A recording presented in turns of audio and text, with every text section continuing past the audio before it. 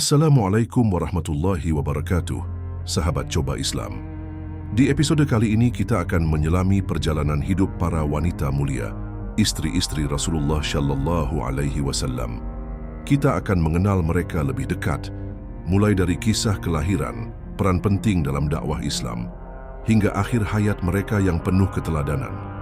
Tak hanya itu, kita juga akan membahas latar belakang pernikahan mereka dengan Rasulullah dan nilai-nilai hikmah yang bisa kita petik bersama.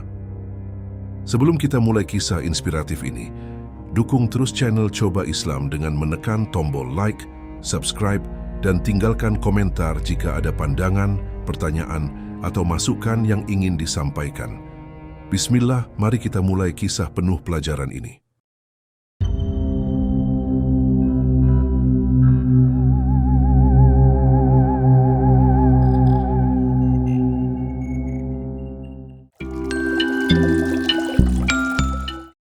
Tahun 556 Masehi, di kota Mekah yang mulia, lahirlah seorang bayi perempuan dari keluarga bangsawan Quraisy. Tangis pertamanya terdengar di rumah Khuwailid bin Asad, seorang tokoh terkemuka.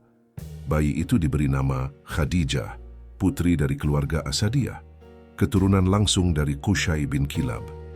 Sebuah garis keturunan yang terhormat, yang nantinya akan bersambung dengan sosok paling agung dalam sejarah manusia, Nabi Muhammad Shallallahu Alaihi Wasallam. Di rumah itu, Khadijah tumbuh dalam lingkungan keluarga terpandang. Ayahnya, Khuwailid, adalah saudagar sukses dan sangat dihormati. Ibunya, Fatimah binti Zaidah, dikenal sebagai perempuan yang bijaksana dan penuh kelembutan. Dari kedua orang tuanya, Khadijah mewarisi bukan hanya kekayaan materi, tetapi juga nama baik dan kemuliaan akhlak. Seiring waktu berlalu, Khadijah tumbuh menjadi sosok perempuan yang memikat. Keindahan dirinya bukan hanya tampak dari wajahnya yang anggun, tetapi juga dari kematangan akhlak, keteguhan pendirian, dan kepandaiannya berbicara. Namun, takdir menetapkan ujian di usia muda. Saat masih remaja, Khadijah harus kehilangan sang ibu. Beberapa tahun kemudian, sang ayah juga berpulang ke rahmatullah, meninggalkan harta yang melimpah bagi Khadijah dan saudara-saudaranya. Kekayaan sebesar itu bisa saja membuat seseorang terlena. Namun tidak demikian dengan Khadijah. Ia tidak membiarkan kemewahan menjadikannya lalai. Ia justru tampil sebagai sosok yang bertanggung jawab. Dengan kecerdasan dan keteguhan hatinya, ia mengelola usaha keluarga dan membawa perniagaan itu berkembang pesat. Namanya mulai dikenal luas di pasar-pasar Mekah. Perdagangan Khadijah menjangkau hingga negeri Syam dan Yaman. Tak ada satu pun perempuan, bahkan laki-laki sekalipun, yang bisa menandingi kecakapannya dalam dunia dagang pada masa itu. Ia pun mendapat julukan istimewa, Ratu Mekah, Ratu Quraisy, dan yang lebih mulia dari itu semua, At-Tahirah, wanita suci. Julukan itu bukan diberikan oleh sesama wanita, melainkan oleh kaum laki-laki Quraisy yang biasanya penuh keangkuhan. Mereka pun mengakui kemuliaan Khadijah. Dalam diri Khadijah, masyarakat Quraisy melihat sosok teladan, kehormatan, kemuliaan akhlak, serta kesucian hati yang tak biasa. Namun perjalanan hidupnya tidak selalu mulus. Khadijah pernah menikah 2 kali sebelumnya. Suami pertamanya adalah Abu Hala bin Zurarah At-Tamimi. Dan dari pernikahan itu lahirlah 2 anak, Hala dan Hindun. Setelah kepergian Abu Hala, Khadijah menikah lagi, kali ini dengan Atik bin Aid al-Makhzumi. Namun pernikahan kedua itu pun berakhir dengan duka. Sang suami meninggal dunia, meninggalkan harta yang tak sedikit. Kini Khadijah menjalani hidup sebagai seorang janda yang kaya raya, namun tetap sederhana dan penuh wibawa. Ia dikenal sebagai perempuan yang kuat, mandiri, dan semakin disegani oleh banyak kalangan. Lamaran demi lamaran datang dari para bangsawan Quraisy. Mereka menawarkan silsilah, kekayaan, dan pengaruh. Namun semuanya ia tolak dengan tenang. Kepada salah seorang saudaranya, ia pernah berkata, "Hatiku belum tergerak untuk menerima seorang suami. Fokusku saat ini hanya pada anak-anakku dan usahaku. Aku bukan wanita yang butuh perlindungan. Aku wanita yang mencari keberkahan." Khadijah bukan hanya kuat dan berani, tapi juga cermat dalam memilih siapa yang pantas dipercaya. Suatu hari ia mendengar tentang seorang pemuda dari Bani Hashim yang tak memiliki banyak harta, tapi terkenal karena akhlaknya yang luhur. Pemuda itu bernama Muhammad bin Abdullah. Kejujurannya, kelembutan tutur katanya, serta amanahnya membuat Khadijah tertarik. Ia lalu mengutus pembantunya yang setia, Maisarah, untuk menyampaikan tawaran kerja kepada pemuda tersebut. Khadijah memintanya membawa barang dagangannya ke negeri Syam. Muhammad pun menyambut tawaran itu dengan penuh tanggung jawab. Perjalanan dagang itu ternyata menjadi awal dari takdir besar. Selama perjalanan, Maisarah melihat keajaiban akhlak dari Muhammad. Ia menyaksikan bagaimana pemuda itu berdagang dengan penuh kejujuran. Tidak pernah menipu, tidak mempermainkan harga, bahkan melindungi para pedagang kecil dari ketidakadilan pasar. Ketika mereka kembali ke Mekah, Maisarah berkata, "Wahai majikanku, belum pernah aku melihat seseorang seperti dia. Saat kami beristirahat di bawah sebuah pohon, seorang rahib berkata bahwa pohon itu hanya pernah dinaungi oleh para nabi." Khadijah terdiam, hatinya mulai tersentuh. Maisarah melanjutkan, "Dia tidak pernah meninggikan suara, tidak pernah berdusta, pandangannya tertunduk, dan setiap orang yang bersamanya dimuliakan olehnya." Khadijah hanya tersenyum mendengar semua itu. Namun jauh di dalam hatinya tumbuh rasa yang belum pernah ia rasakan sebelumnya. Kekaguman mulai berubah menjadi harapan, dan harapan itu perlahan-lahan berkembang menjadi benih cinta. Tak berselang lama, Khadijah memanggil sepupunya yang dikenal bijaksana dan berpemikiran lurus, Waraqah bin Naufal.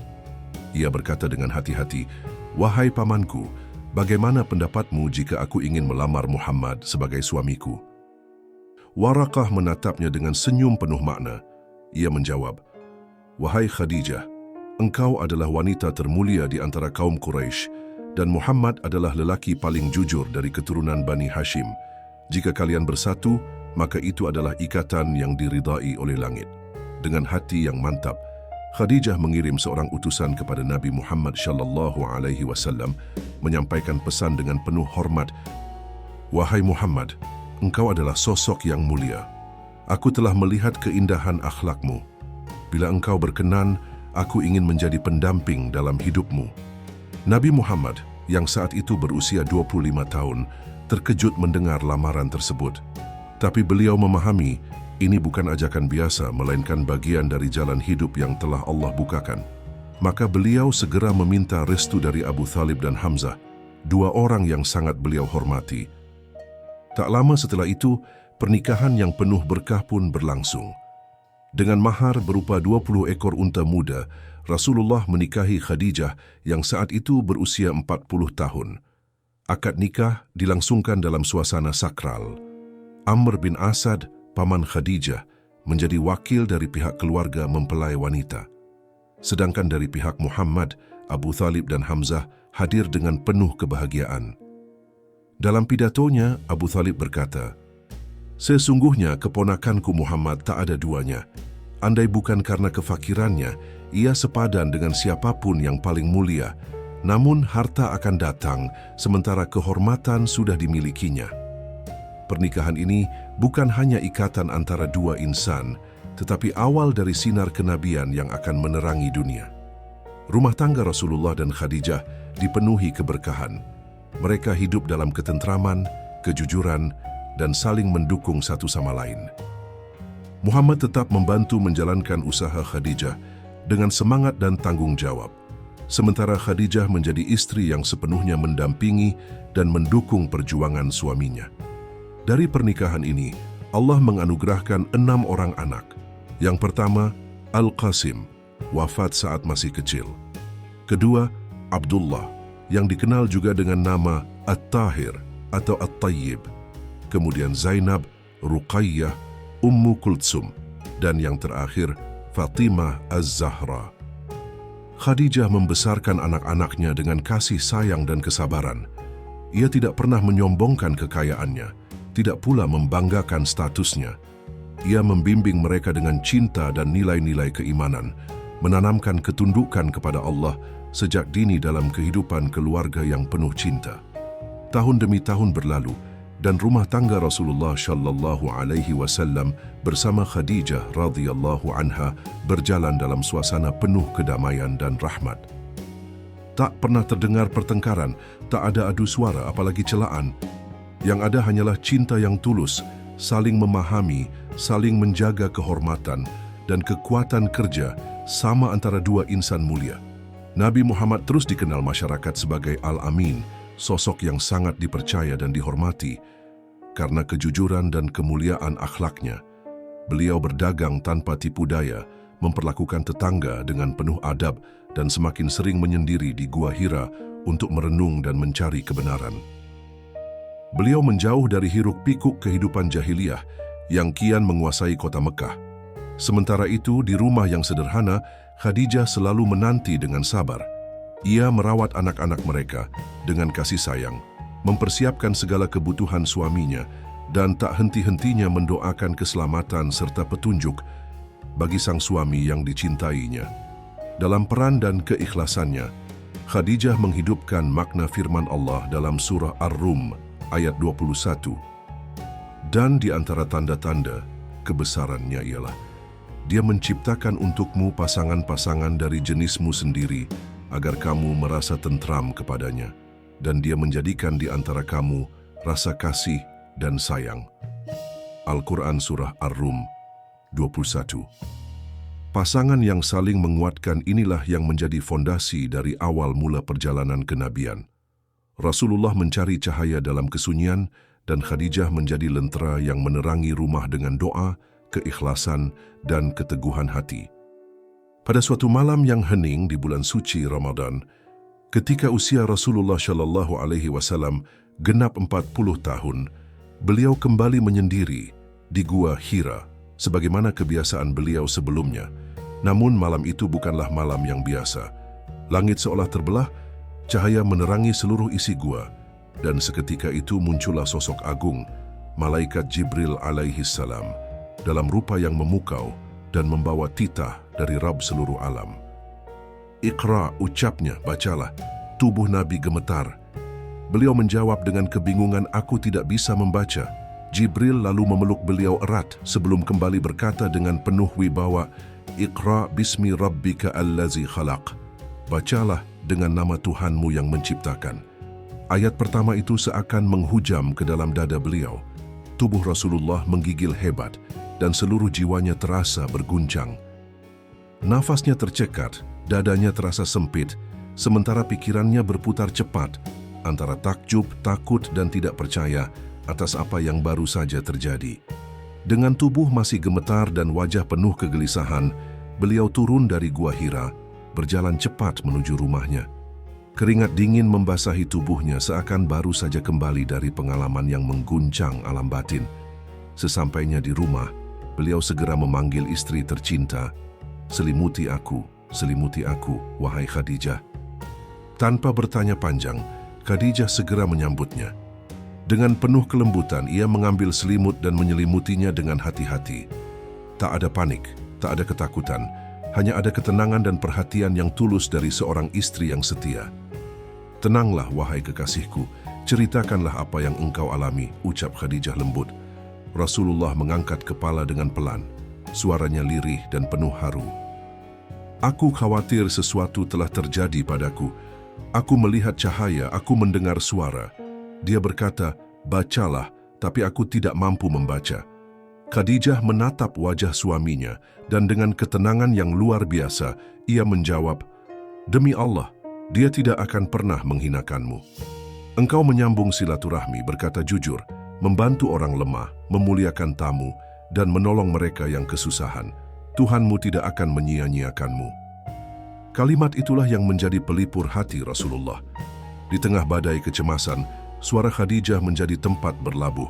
Dari lisan seorang istri yang beriman dan mencintai sepenuh jiwa, lahirlah ketenangan yang menguatkan langkah Nabi menuju cahaya kerasulan. Keesokan harinya, Khadijah membawa suaminya menemui sepupunya, Waraqah bin Naufal, seorang pria lanjut usia yang masih teguh memegang ajaran Nabi Isa alaihi salam. Ia adalah seorang Hanif yang tak pernah tunduk pada berhala, tetap menjaga fitrah tauhid di tengah masyarakat yang telah jauh dari ajaran langit.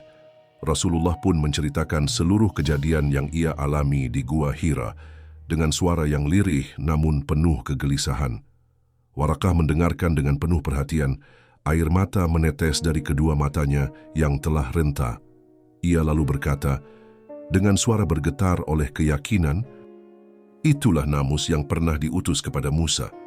Wahai Muhammad, sesungguhnya engkau adalah nabi bagi umat ini, akan tetapi kaummu akan mengusirmu." Rasulullah terperanjat. "Apakah mereka akan mengusirku?" tanyanya heran. Warakah mengangguk, penuh kepastian. "Ya, tak seorang pun yang membawa kebenaran seperti yang engkau bawa, melainkan akan dimusuhi. Sekiranya aku masih hidup saat itu, pasti aku akan membelamu dengan segenap kekuatan." Sejak saat itulah perjalanan dakwah pun dimulai. Sebuah jalan panjang yang penuh onak dan duri, dan benar gelar Al-Amin yang dahulu melekat pada diri Rasulullah kini tak lagi disebut oleh para pembesar Quraisy. Yang ada hanyalah caci maki, ejekan dan hasutan. Tapi Nabi tidak gentar, sebab di rumah ada Khadijah yang selalu menyambutnya dengan pelukan penuh keyakinan dan senyum yang menenangkan. Khadijah bukan sekadar seorang istri, ia adalah pendukung pertama dalam sejarah Islam. Orang pertama yang menyatakan iman, yang menyerahkan seluruh hartanya demi tegaknya dakwah. Ketika semua menjauh, ia tetap berdiri teguh di sisi Rasulullah. Ia adalah pelita yang menerangi malam-malam kelam, penyejuk dalam kelelahan, dan sandaran dalam duka. Setiap kali Rasulullah pulang dengan tubuh yang luka dan hati yang remuk, Khadijahlah yang membersihkannya. Setiap kali beliau kembali dengan beban fitnah dari kaumnya, Khadijahlah yang memeluk dan menguatkan. "Mereka boleh menolakmu, wahai suamiku, tapi aku akan tetap di sisimu, karena aku tahu engkau membawa kebenaran." Tahun demi tahun berlalu, Islam mulai menyebar ke berbagai penjuru, namun penderitaan pun belum mereda. Khadijah tetap setia di garis depan perjuangan. Ia menjual harta bendanya, memberikan semua yang ia miliki demi risalah yang dibawa suaminya. Tidak tersisa satupun bagian dari dirinya yang tidak ia relakan untuk Islam, dan Rasulullah tidak pernah melupakannya. Bertahun-tahun setelah Khadijah wafat, namanya tetap hidup dalam hati beliau. Seringkali Rasul menyebut-nyebut Khadijah dengan penuh cinta hingga membuat Aisyah, istri beliau yang lain, merasa cemburu. Pada suatu hari, Aisyah bertanya kepada Rasulullah, "Wahai Rasulullah, mengapa engkau masih mengenang wanita tua yang telah tiada? Bukankah Allah telah menggantinya dengan yang lebih baik untukmu?" Wajah Rasulullah mendadak berubah. Sorot matanya basah, suaranya berat saat menjawab, "Demi Allah, tidak ada pengganti yang lebih baik dari Khadijah. Dia beriman kepadaku saat manusia masih mengingkari. Ia membenarkanku ketika semua orang mendustakan. Ia menyerahkan hartanya untukku saat semua menahan bantuan. Dan darinyalah aku memperoleh anak-anak." Aisyah terdiam.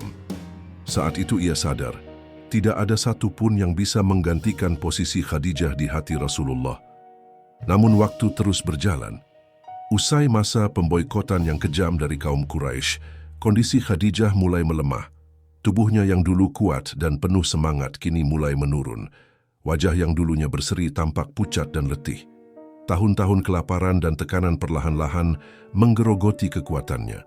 Dalam usia sekitar 65 tahun, di bulan suci Ramadan, tahun ke-10 dari masa kenabian, Khadijah Al-Kubra binti Khuwailid wafat. Rasulullah yang kala itu berusia sekitar 50 tahun, berada di sisi beliau saat napas terakhir dihembuskan. "Wahai Khadijah," lirih Rasulullah, "engkau adalah cahaya dalam gelapnya jalanku. Engkau adalah penyejuk dalam sunyinya perjuanganku. Kini aku harus melanjutkan semua ini tanpamu." Jenazah Khadijah dimakamkan di pemakaman Al-Hajun, sebuah kawasan tinggi di kota Mekah.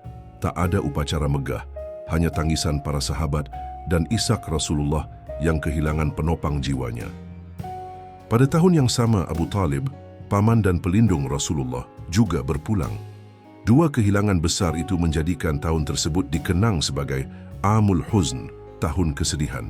Namun dari duka itu, Allah menghadirkan hiburan dari langit.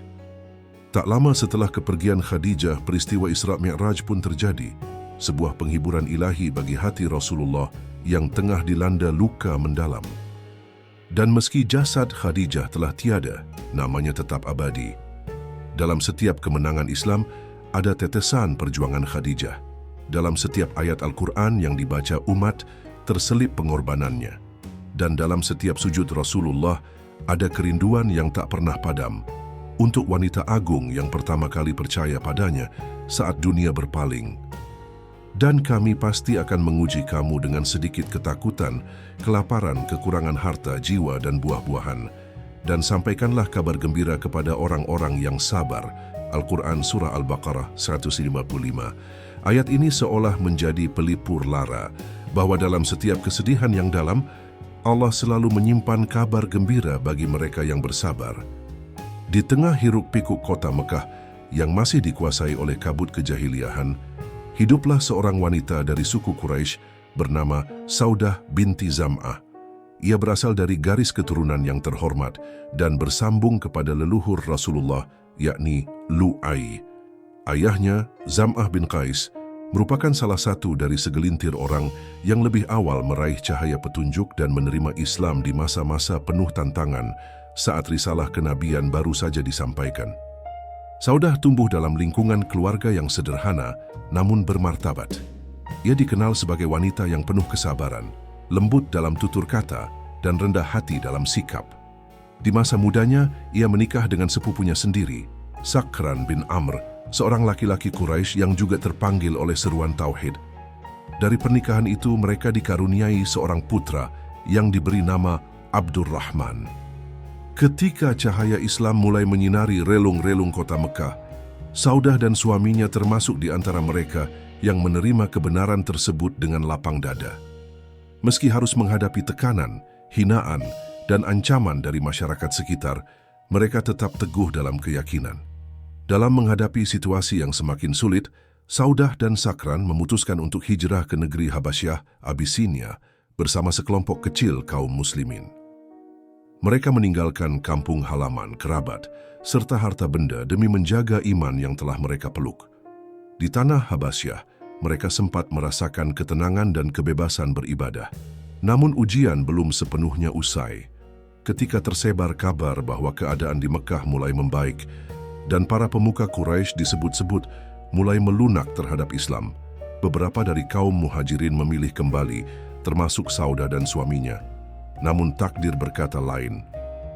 Dalam perjalanan pulang ke tanah kelahiran, Sakran jatuh sakit dan tidak tertolong. Ia wafat di tanah asing, jauh dari kerabat dan saudara. Saudah menggenggam erat tangan suaminya yang mulai dingin, air mata mengalir tanpa henti. Ia memeluk anak semata wayangnya, Abdurrahman, dengan hati yang hampa namun tetap menggantungkan harapan kepada Allah. Ya Allah, Engkau telah memanggil suamiku, aku kini sendiri. Tapi aku yakin Engkau tidak pernah meninggalkanku, lirihnya dalam doa. Dengan hati yang terluka dan tubuh letih, Saudah kembali ke Mekah. Kini ia berstatus sebagai seorang janda, tanpa pelindung dan tanpa harta, hanya ditemani seorang anak kecil. Dalam tradisi masyarakat Mekah saat itu, status janda seringkali dianggap sebagai beban, bahkan aib. Tapi Saudah tetap tegar. Ia melangkah dengan iman sebagai penopang, yakin bahwa Allah tak akan meninggalkan hambanya yang bersabar. Di tengah kerasnya kehidupan Mekah saat itu, posisi wanita tanpa pendamping hidup sangat rentan. Mereka kerap dipandang sebelah mata, bahkan menjadi sasaran pelecehan dan tekanan sosial. Saudah binti Zam'ah pun merasakan hal itu. Ia kembali ke Mekah sebagai janda, tanpa pelindung dan tanpa harta. Sementara keluarganya sendiri belum menerima Islam. Beban batin yang ia tanggung kian berat. Ancaman dari kaum musyrikin masih nyata, dan tekanan dari pihak keluarga membuatnya semakin terpojok. Tahun itu pun dikenang oleh para sahabat sebagai Amul Huzni, tahun kesedihan. Rasulullah tampak murung, berduka dalam diam. Rumah yang biasanya dipenuhi kehangatan Khadijah kini terasa hening dan sunyi. Setiap sudut rumah seolah mengingatkan beliau pada cinta yang telah pergi. Melihat kondisi tersebut, para sahabat mulai merasa cemas akan keadaan Nabi. Di antara mereka, ada seorang wanita mukminah yang penuh kasih dan perhatian, yakni Khawlah binti Hakim, istri dari sahabat mulia, Utsman bin Maz'un. Dengan kelembutan seorang perempuan yang memahami luka, ia mendekati Nabi dan berkata, "Wahai Rasulullah, aku tahu betapa dalamnya kesedihan yang engkau rasakan setelah wafatnya Khadijah." Rasulullah mengangguk pelan. "Ya, ia adalah ibu dari anak-anakku, ia penyejuk hatiku, ia berdiri di sampingku saat semua orang menjauhiku." Khawlah terdiam sejenak, menundukkan pandangannya. Lalu dengan lembut ia berkata, "Wahai Rasulullah, apakah engkau tidak ingin menikah kembali? Engkau butuh seseorang yang bisa mendampingimu dan menjaga rumah tanggamu." Rasulullah tidak langsung menjawab. Matanya memandang jauh dan sesaat ia tampak terdiam dalam kenangan. Namun kemudian senyum kecil mengembang di wajah beliau seakan memberi isyarat bahwa beliau tidak menolak saran itu. Khawlah pun melanjutkan, "Jika engkau berkenan, aku ingin mengusulkan dua nama. Yang pertama seorang perawan dan yang kedua seorang janda." Rasulullah bertanya, "Siapakah mereka?" Khawlah menjawab, "Yang perawan adalah Aisyah binti Abu Bakar dan yang janda adalah Saudah binti Zam'ah." Hadis riwayat Bukhari nomor 5081. Dari sinilah babak baru dalam kehidupan Rasulullah dimulai, termasuk kisah tentang wanita mulia yang kelak akan menjadi pendamping beliau di masa-masa sulit. Khawlah segera melangkah menuju kediaman Saudah. Saat itu, Saudah tengah menyendiri di rumahnya. Pakaian duka berwarna hitam masih membalut tubuhnya. Sorot matanya terlihat redup, masih menyisakan jejak tangis karena kehilangan orang tercinta. Khawlah datang dengan wajah yang cerah dan senyum yang penuh harap. "Wahai Saudah, hari ini kabar baik akan mengetuk pintumu. Hari ini hidupmu akan memasuki lembaran baru," ucap Khawlah. Saudah menoleh, tatapannya penuh tanya. "Apa maksudmu, Khawlah?" tanyanya dengan suara pelan. Khawlah mendekat dan menjawab lembut, "Rasulullah ingin meminangmu." Saudah terdiam seketika. Tangannya menutup mulut dan matanya membelalak tak percaya. "Benarkah Rasulullah hendak menikahiku? Aku hanyalah seorang janda, seorang wanita yang telah melewati masa mudanya." Khawlah mengangguk, meyakinkan dengan penuh ketulusan, "Aku telah menyebutkan namamu kepada beliau, dan Rasulullah menyetujuinya. Aku diutus langsung untuk menyampaikan pinangan ini kepadamu." Saudah menunduk napasnya berat. Ada degup di dadanya yang tidak bisa ia redakan. Bukan sekadar bahagia tapi juga rasa haru yang membuncah. Ia merasa seakan ditarik dari jurang kehampaan dan kesendirian menuju cahaya kemuliaan yang tak pernah ia duga.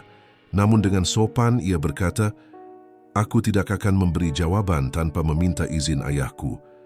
Khawlah pun kembali kepada Rasulullah dengan membawa harapan. Ketika ia menyampaikan jawaban dari Saudah, senyumnya penuh kegembiraan. "Wahai Rasulullah, Saudah menyambut pinanganmu. Ia bersedia menjadi bagian dari rumah tanggamu dengan persetujuan dari ayahnya." Rasulullah mengangguk pelan, menyimpan makna dalam. Beliau tidak sedang mencari pengganti Khadijah, tapi beliau membutuhkan sosok yang dapat membersamai perjuangan, mengasuh anak-anak, dan mengisi ruang kosong dalam kehidupan beliau yang tengah diselimuti duka. Ayah Saudah, Zam'ah bin Qais pun menyetujui lamaran tersebut. Ia berkata dengan bijaksana, "Muhammad adalah pria yang mulia dan terhormat, tapi tanyakan dulu kepada Saudah. Jika dia setuju, maka aku pun setuju." Setelah Saudah mengungkapkan persetujuannya, sang ayah berkata, "Sampaikan kepada Muhammad silakan datang untuk menyempurnakan pernikahan." Pernikahan itu berlangsung sederhana, tanpa pesta besar atau perayaan mewah. Namun maknanya begitu dalam. Pada bulan Ramadan di tahun ke-10 sejak kenabian, saat langit hidup Rasulullah tengah diselimuti awan duka, Saudah datang seperti cahaya yang membawa ketenangan. Ia menjadi pelipur lara setelah kepergian Sayyidah Khadijah dan pelengkap dalam perjalanan panjang Rasulullah menuju kemenangan Islam. Ketika kabar pernikahan itu menyebar ke seluruh penjuru Mekah, kaum musyrik terkejut bukan kepalang. Banyak dari mereka menyangka bahwa Nabi Muhammad akan memilih wanita muda dari kalangan bangsawan terkemuka sebagai pendamping hidupnya. Namun dugaan itu meleset. Rasulullah justru menikahi seorang janda yang telah berumur dan hidup dalam kesederhanaan. Bagi orang-orang Quraisy yang terbiasa menilai manusia dari rupa, kekayaan dan garis keturunan, keputusan ini dianggap di luar nalar. Namun tidak demikian bagi orang-orang yang beriman. Di mata mereka, keputusan ini adalah bentuk nyata dari keluhuran akhlak Nabi. Pernikahan itu bukan sekadar ikatan batin, melainkan penyelamatan dan pemuliaan. Rasulullah mengangkat martabat Saudah dari status sosial yang rentan dan memberikan kembali cahaya dalam kehidupannya. Rumah tangga Nabi yang sempat sunyi setelah wafatnya Khadijah kini kembali hangat dan hidup. Sejak hari pertama Saudah mengisi rumah Rasulullah dengan keikhlasan dan kebahagiaan. Ia menerima amanah berat, yakni mengasuh dua putri Nabi dari Khadijah, yaitu Fatimah dan Ummu Kulthum yang saat itu masih kecil. Meskipun usianya tak lagi muda, tak pernah terdengar keluhan darinya. Ia memperlakukan mereka dengan kasih sayang yang tulus seperti anak kandungnya sendiri. Ia menyiapkan makanan, merapikan rambut mereka, dan menuntun mereka dengan kelembutan dan kesabaran. "Fatimah, mari nak, duduklah di pangkuanku," katanya suatu hari dengan suara lembut. "Ibumu Khadijah adalah wanita yang agung, namun sejak hari ini, biarkan aku mengusap air matamu sebagai ibu yang akan menjagamu." Saudah memang bukan wanita yang dikenal karena keelokan rupa, atau karena kecemerlangan akal seperti Aisyah, ataupun karena keturunan terhormat seperti Hafsyah. Tapi ia memiliki sesuatu yang jauh lebih mendalam, kelembutan hati dan sifat jenaka yang menenangkan Rasulullah. Ia adalah pribadi yang menyenangkan dan tidak pernah menjadi beban dalam kehidupan suami tercinta. Justru sebaliknya, ia kerap menghadirkan senyum di wajah Nabi yang tengah memikul beratnya dakwah. Pernah suatu hari, Saudah berkata kepada Rasulullah dengan wajah serius, "Wahai Rasulullah, semalam aku bangun untuk salat malam. Saat itu, aku mendengar suara aneh di atas atap rumah." Rasulullah menatapnya dengan penuh perhatian. "Lalu apa yang engkau lakukan, wahai Saudah?" tanya beliau. "Aku memilih diam, karena kupikir mungkin itu malaikat. Tapi seandainya itu Abu Hurairah yang sedang naik ke atap, pasti sudah kuusir dengan sapu lidi," ucapnya polos. Mendengar itu Rasulullah tertawa. Tawa beliau lepas, tulus dan penuh kehangatan. Dalam canda Saudah tersimpan ketulusan yang selalu bisa menghibur hati beliau yang penat oleh beban risalah. Setelah perintah hijrah turun, Saudah turut serta dalam rombongan awal kaum wanita yang hijrah menuju Madinah. Ia meninggalkan Mekah, tanah kelahirannya, demi menyertai perjalanan dakwah sang suami tercinta. Rasulullah mengutus Zaid bin Haritsah bersama Abu Rafi, membawa 2 ekor unta dan bekal sebesar 500 dirham. Misi mereka adalah menjemput dan membawa Fatimah, Ummu Kulthum, Saudah, Ummu Aiman, dan Usamah bin Zaid menuju Yatsrib, yang kini dikenal sebagai Madinah. Perjalanan itu tidak ringan. Gurun yang panas membakar kulit, angin kering menerpa wajah. Namun di punggung unta itu, Saudah menggenggam erat Fatimah dan Ummu Kulthum. Dalam hatinya hanya satu tekad, "Ini adalah amanah Rasulullah. Aku akan menjaganya dengan seluruh jiwa ragaku." Sesampainya di Madinah, Rasulullah membangunkan rumah khusus untuk Saudah. Ia menjadi istri satu-satunya selama 3 tahun sejak wafatnya Khadijah. Tidak ada wanita lain yang dinikahi Rasulullah selama periode itu. Dan di masa itulah, Saudah menunjukkan ketulusan hatinya. Ia menjadi pendamping setia yang mengisi hari-hari Nabi dengan ketenangan. Saudah dikenal di kalangan kaum muslimin sebagai wanita yang dermawan dan tidak pernah mencintai dunia. Suatu hari Umar bin Khattab mengirimkan sebuah panci penuh berisi dirham ke kediaman Saudah. Ketika menerimanya, ia bertanya polos, "Apa ini?" Para pengantar menjawab, "Ini dirham, wahai Ummul Mukminin." Saudah melihat sekeliling. Di sana ada janda-janda dan anak-anak fakir yang membutuhkan.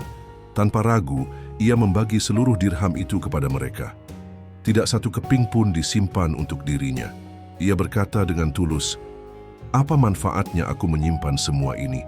Bukankah aku telah memiliki tempat tidur, segelas air, dan sepotong roti untuk hari ini?" Waktu berlalu, Madinah tumbuh sebagai pusat peradaban Islam. Rasulullah kemudian menikahi beberapa wanita lain demi kemaslahatan dakwah, seperti Aisyah, Hafsyah, dan lainnya. Di tengah rumah tangga yang mulai ramai, Saudah tetap ada. Tenang, rendah hati, dan selalu memberi warna dengan kebersahajaannya. Meski usianya jauh lebih tua dibandingkan istri-istri lainnya, Saudah tidak pernah merasa cemburu atau merasa tersisih. Ia memahami hakikat cinta kepada Rasulullah, cinta yang lahir karena keimanan dan pengabdian. Sebagaimana diriwayatkan dalam Sahih Al-Bukhari, suatu hari Rasulullah memberi pilihan kepada para istrinya saat mereka meminta tambahan nafkah. Beliau bersabda, "Barang siapa di antara kalian yang menghendaki kehidupan dunia dan perhiasannya, maka kemarilah, aku akan memberimu dan menceraikanmu dengan cara yang baik. Tetapi barang siapa yang menghendaki Allah, Rasul-Nya, dan kehidupan akhirat, maka sesungguhnya Allah telah menyiapkan pahala yang besar bagi yang berbuat baik di antara kalian." Hadis riwayat Bukhari nomor 4786. Ucapan itu membuat hati para istri Rasulullah tergetar.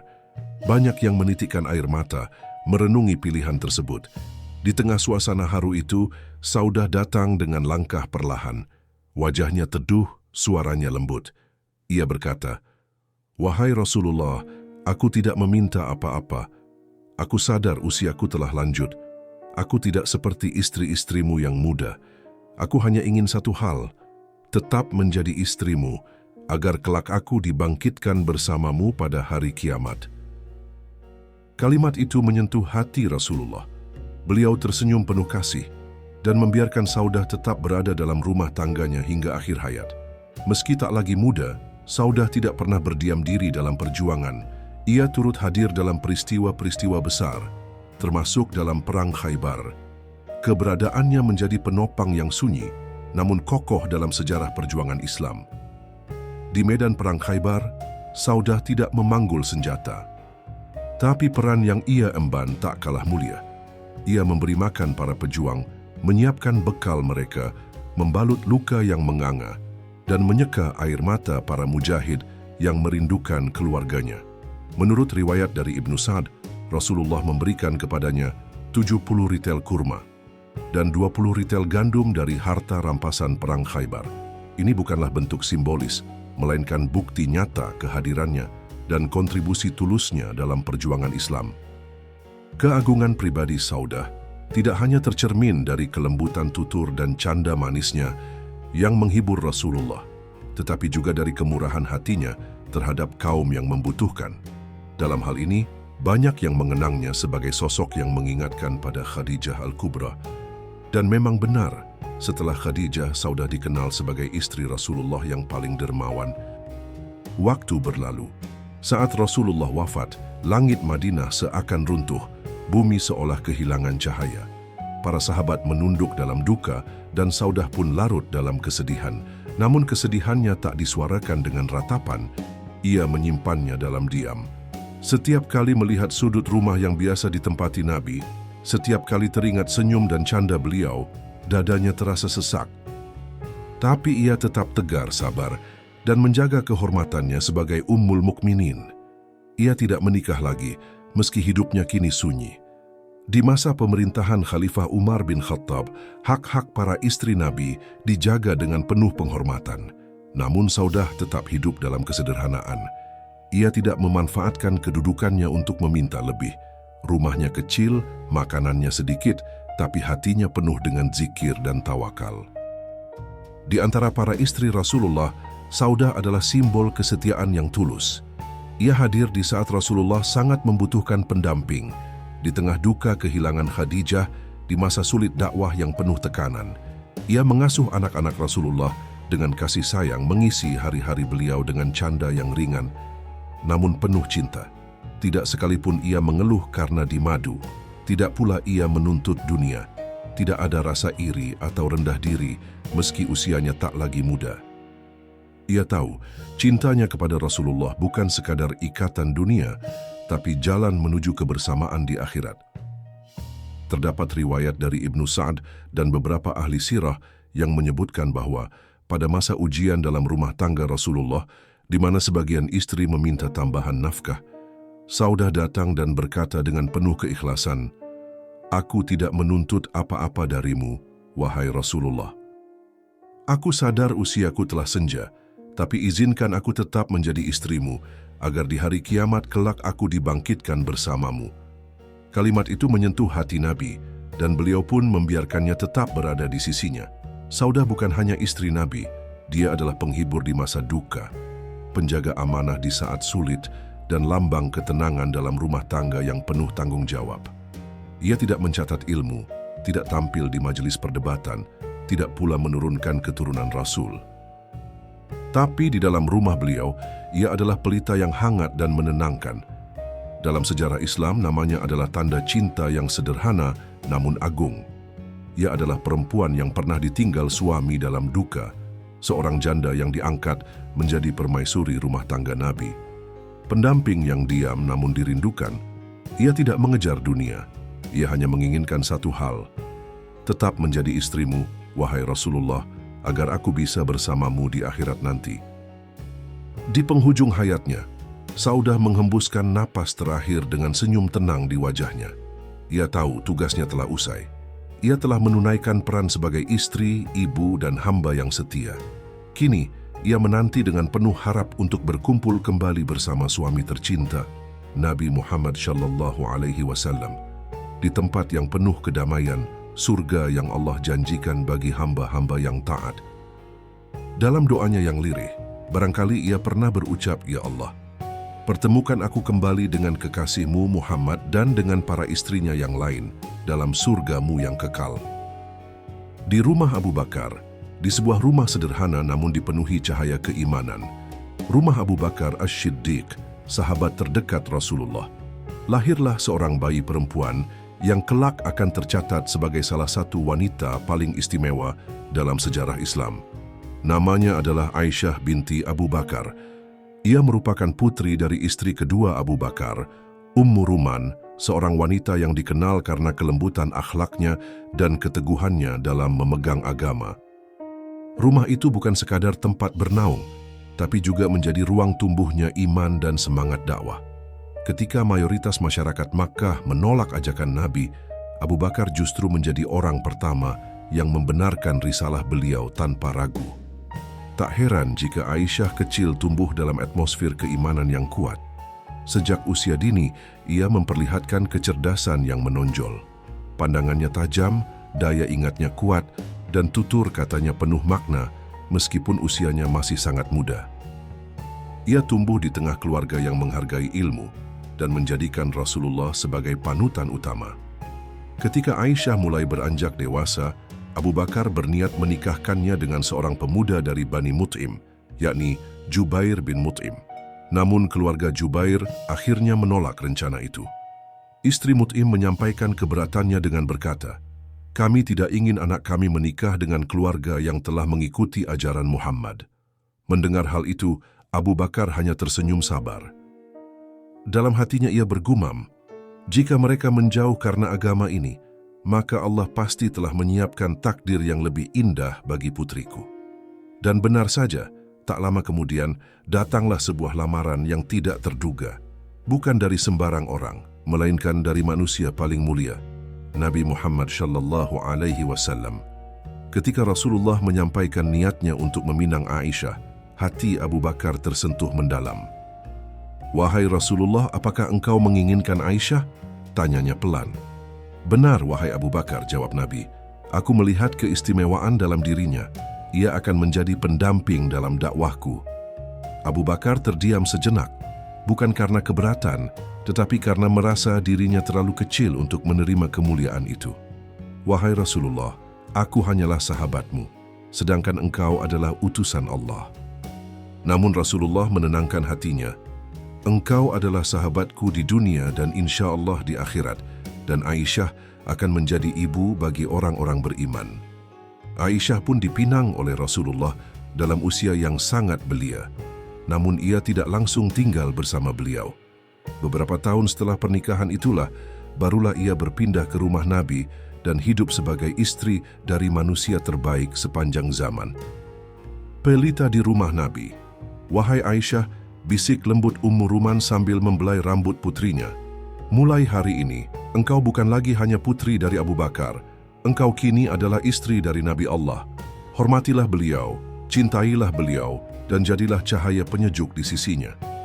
Ketika Aisyah menginjakkan kaki di rumah Rasulullah, yang ia temui bukanlah kemewahan. Tidak ada istana megah, tak ada perhiasan gemerlap. Hanya sebuah rumah mungil, namun hangat dengan cahaya keimanan dan ketenangan. Di malam pertamanya, Rasulullah duduk di hadapan Aisyah seraya berkata dengan lembut, "Wahai Aisyah, jangan khawatir. Aku akan membimbingmu dengan perlahan. Engkau akan belajar dan aku akan membersamaimu." Aisyah menunduk malu tersenyum tipis. Dari senyuman itulah, dimulailah kisah cinta yang agung, kisah yang akan terus dikenang oleh umat hingga akhir zaman. Hari-hari Aisyah di sisi Rasulullah berjalan dengan penuh warna. Meski usianya masih sangat muda, Rasulullah tidak pernah memperlakukannya seperti anak-anak. Sebaliknya, beliau menjadikannya teman bicara, sahabat diskusi, tempat berbagi tawa dan canda. Dalam rumah tangga itu, kehangatan dan cinta tumbuh subur. Rasulullah sangat mencintai Aisyah. Beliau pernah bersabda, "Keutamaan Aisyah atas wanita-wanita lain adalah seperti keutamaan sarid atas makanan lain." Hadis riwayat Bukhari. Sarid adalah hidangan roti yang disiram kuah daging, makanan favorit Arab yang dianggap paling istimewa. Mereka juga bermain bersama. Dalam sebuah riwayat terkenal, Rasulullah pernah berlomba lari dengan Aisyah. Pada percobaan pertama, Aisyah menang. "Aku mengalahkanmu, wahai Rasulullah," katanya tertawa riang. Beberapa waktu kemudian, setelah tubuh Aisyah mulai sedikit berisi, Rasulullah mengajaknya berlomba lagi. Kali ini, beliau yang menang, lalu tersenyum dan berkata, "Ini balasan dari yang lalu." Momen-momen itu tampak sederhana, namun syarat makna. Aisyah bukan hanya istri, tapi sahabat hati bagi Rasulullah. Dalam dirinya, Nabi menemukan kebahagiaan, kecerdasan, dan kehangatan. Di balik kelembutannya, Aisyah adalah sosok yang sangat cerdas dan haus akan ilmu. Ia mencermati setiap sabda Nabi, menghafalnya, memahaminya dengan saksama, lalu menyampaikannya dengan penuh kehati-hatian. Suatu malam Rasulullah tengah menerima wahyu, udara sangat dingin. Aisyah melihat tubuh suaminya menggigil meski keringat deras mengalir di wajah beliau. Rasulullah berkata, "Wahai Aisyah, tutuplah pintu, dekatkan dirimu. Sesungguhnya ini adalah wahyu dari Rabbku." Aisyah pun mendekat, lalu duduk di samping suaminya. Dalam sunyi malam itu ia menyaksikan langsung bagaimana seorang nabi menerima amanah langit dan ia menjadi saksi dari detik-detik yang penuh kemuliaan. Aisyah memandangi wajah suaminya dengan penuh kasih. Dalam hatinya terbesit betapa besar beban kenabian yang beliau tanggung, namun betapa sabar beliau dalam menjalankannya. Usai wahyu turun, Aisyah tidak banyak bertanya, tidak menambah beban. Ia hanya menyelimuti sang nabi, menyuguhkan air minum, lalu duduk tenang sambil berdoa dalam diam. Setelah Rasulullah wafat, Aisyah menjadi rujukan ilmu bagi para sahabat. Umar bin Khattab, Utsman bin Affan, bahkan Ali bin Abi Thalib, semua menjadikan Aisyah sebagai sumber pengetahuan. Ia meriwayatkan lebih dari 2.200 hadits, banyak di antaranya berkaitan dengan hal-hal yang tidak diketahui, kecuali oleh Aisyah, tentang kehidupan rumah tangga Nabi, ibadah malam beliau, tangisnya dalam sujud, serta adab-adab mulia beliau di balik pintu rumah. Hisham bin Urwah meriwayatkan dari ayahnya, "Aku tidak pernah melihat seseorang yang lebih luas ilmunya dibandingkan Aisyah, baik dalam hal Al-Quran, hadits, fikih, syair, sejarah, nasab, maupun ilmu pengobatan." Meski dikenal dengan kelembutan dan kesederhanaannya, Aisyah bersikap sangat tegas dalam perkara agama. Ketika ia mendengar bahwa para wanita di Syam mandi bersama di tempat umum, ia menegur keras dan berkata, "Aku mendengar Rasulullah bersabda, wanita yang menanggalkan pakaiannya selain di rumah suaminya, maka ia telah merobek tirai antara dirinya dan Tuhannya." Hadis riwayat Abu Daud.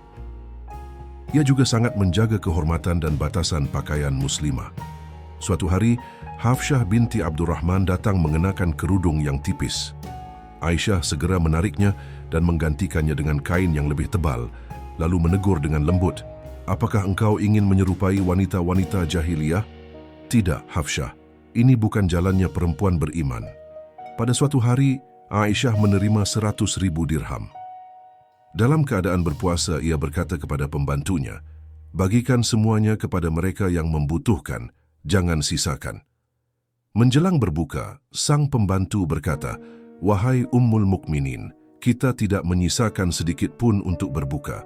Aisyah hanya tersenyum. "Seandainya tadi kau ingatkan, pasti akan kusisakan 1 dirham. Tapi aku yakin Allah akan mencukupkan malam ini." Dan benar, di malam itu pintu rumah Aisyah diketuk. Seseorang datang membawakan makanan yang cukup untuk berbuka.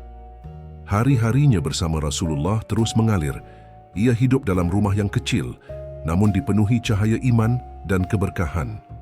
Aisyah tak pernah meminta rumah yang megah, tak pernah mengeluh atas keterbatasan dunia. Yang ia inginkan hanyalah kebersamaan dengan Rasulullah detik demi detik. Namun tiada yang abadi di dunia. Bahkan kebersamaan paling indah pun akan tiba pada akhirnya. Ketika kondisi Rasulullah semakin melemah karena sakit, beliau meminta untuk dirawat di kediaman Aisyah. Bukan karena kelapangan atau kenyamanan, melainkan karena di sanalah beliau merasakan cinta yang tulus dan ketenangan jiwa. Rasulullah terbaring dalam pangkuan istri tercintanya. Aisyah mendekat, bertanya lembut, "Wahai Rasulullah, bagaimana keadaanmu hari ini?"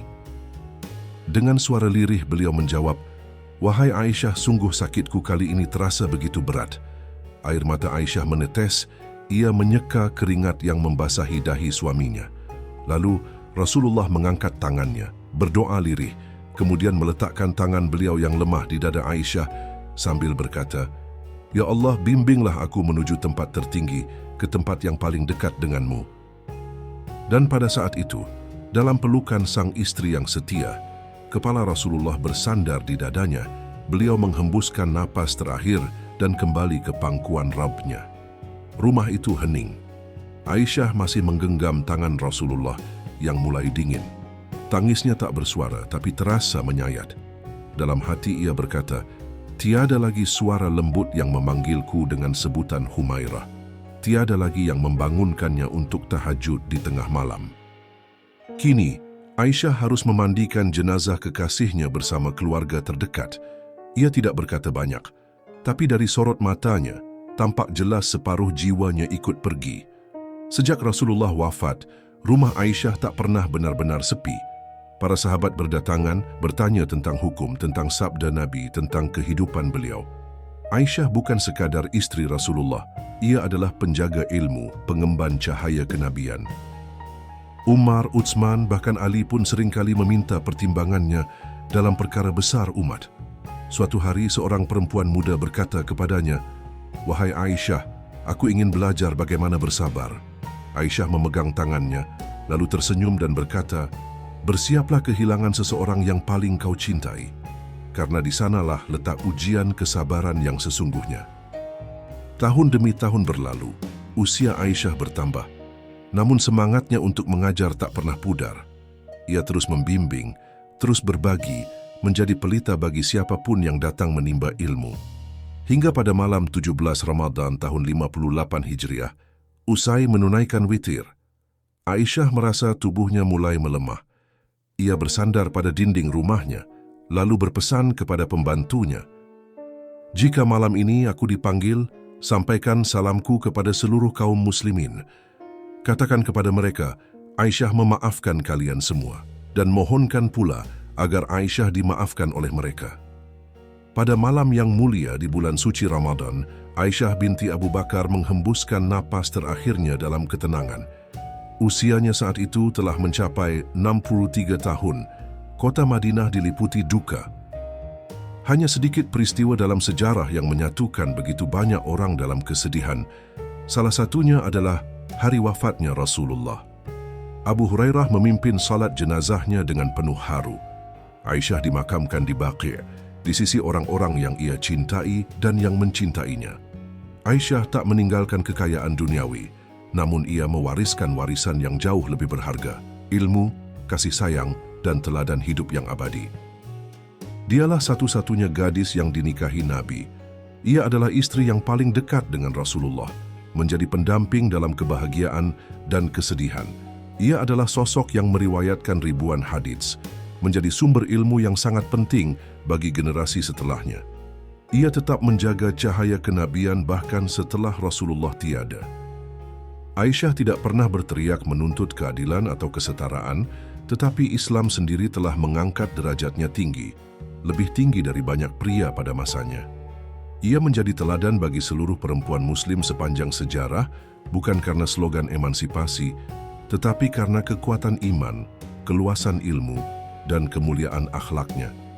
Wahai Aisyah, engkau adalah kekasih Nabi, penjaga ilmunya, cahaya penyejuk dalam rumah tangganya, dan penghapus dukanya. Kini engkau telah pulang ke tempatmu yang sejati, ke surga bersama Rasul tercinta. Mengenai pernikahan Nabi dengan Aisyah, ini adalah bagian dari sejarah yang telah disepakati para ulama. Aisyah dipinang oleh Rasulullah ketika berusia 6 tahun dan mulai hidup bersama beliau pada usia 9 tahun.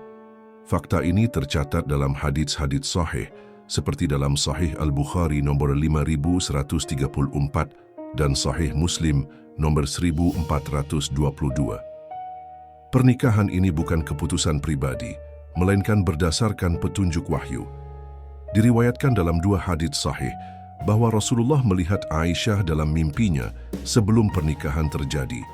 Beliau bersabda, "Aku melihatmu dalam mimpi 2 kali. Malaikat datang membawamu dalam sehelai kain sutra dan berkata, 'Ini adalah istrimu.' Lalu aku buka kain itu dan ternyata engkau." Hadis riwayat Al-Bukhari nomor 3894, Muslim nomor 2438. Mimpi ini bukanlah mimpi biasa, tetapi merupakan bentuk wahyu yang mengisyaratkan pilihan Allah untuk Rasul-Nya. Para ulama sepakat bahwa pernikahan Rasulullah dengan Aisyah adalah bagian dari ketetapan Allah yang disampaikan melalui mimpi yang benar. Ini bukan sekadar pilihan pribadi, melainkan petunjuk ilahi. Pertama, jika kita melihat konteks sosial dan budaya Arab pada masa itu, usia balik atau dewasa secara biologis terjadi lebih cepat karena pengaruh lingkungan, pola makan, dan iklim. Maka menikah di usia muda merupakan hal yang umum dan wajar, bahkan terjadi di berbagai belahan dunia. Di masa jahiliyah sebelum Islam datang, tidak ada batas usia pernikahan yang diatur secara tegas. Islam hadir membawa aturan, panduan, dan perlindungan terhadap perempuan. Ini adalah langkah besar untuk menjaga kehormatan dan kemuliaan wanita. Jika kita menengok sejarah dunia, di Eropa pada abad pertengahan, usia pernikahan lazimnya berkisar antara 12 hingga 14 tahun. Praktik serupa juga ditemukan dalam budaya kuno India dan Tiongkok. Jadi pernikahan Nabi dengan Aisyah sama sekali tidak dianggap janggal dalam realitas zaman itu. Kedua, adalah sosok Aisyah itu sendiri, radhiyallahu anha. Walau usianya muda saat menikah, Aisyah menunjukkan tingkat kecerdasan dan kematangan luar biasa. Ia memiliki pemahaman yang tajam, daya ingat yang kuat, dan kemampuan berpikir yang mendalam.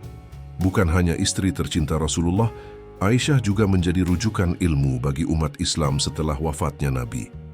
Ia meriwayatkan lebih dari 2.000 hadits dan menjadi guru bagi generasi sahabat serta tabi'in. Diriwayatkan dalam Mustadrak Al-Hakim dari Urwah bin Zubair, "Aku tidak pernah melihat wanita yang lebih paham tentang ilmu fikih, kedokteran, dan syair dibandingkan Aisyah. Inilah kemuliaan seorang perempuan yang bukan hanya dihormati karena kedekatannya dengan Nabi, tapi juga karena keluasan ilmunya dan kematangan akalnya. Aisyah tidak hanya menjadi istri Nabi, tetapi penjaga warisan kenabian yang begitu berharga." Semoga dari kisah ini kita bisa mengambil pelajaran bahwa kemuliaan seorang wanita bukan diukur dari usia atau status sosial, melainkan dari iman, ilmu, dan akhlaknya. Dan semoga kita semua, baik lelaki maupun perempuan, dapat meneladani semangat belajar, kesabaran, dan cinta Aisyah radhiyallahu anha kepada Rasulullah dan Islam. Jangan lupa untuk menyukai video ini, berbagi kepada sahabatmu, dan tinggalkan komentar berisi doa untuk Ummul Mukminin Aisyah. Sampai jumpa di kisah penuh hikmah berikutnya. Wassalamualaikum warahmatullahi wabarakatuh.